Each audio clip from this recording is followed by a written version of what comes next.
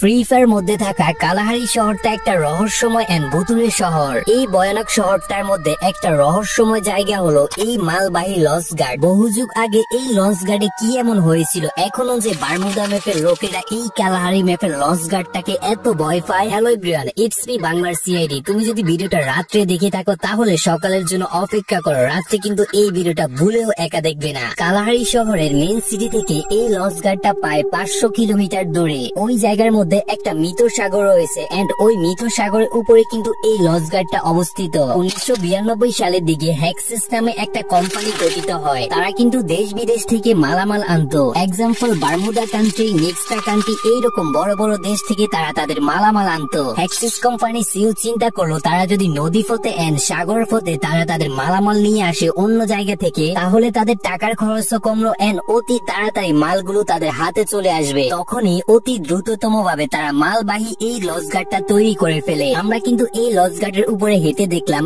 এখনো এই লঞ্চ গার্ডটা খুবই মজবুত এন্ড খুবই শক্ত অবস্থায় রয়েছে। গার্ড থেকে মালগুলো ঠিক উপরে এনে রাখা হতো এন্ড ক্লায়েন্টের কাছে যে মালগুলো ফাটানো লাগতো তারা কিন্তু এইরকম কিছু গাড়ি দিয়ে ক্লায়েন্টের কাছে সরাসরি মালগুলো ফাটিয়ে দিত। ওই সময় কিন্তু ঠিক এইরকম কিছু গাড়ি ব্যবহার করা হতো। এই গাড়ি কিন্তু খুবই অদ্ভুত এন্ড খুবই ভয়ানক লাগতেছে, দেখতেই পাচ্ছ। আজও কিন্তু এই গাড়ি ঠিক এখানেই পড়ে আছে। ওই সময় নাকি হঠাৎ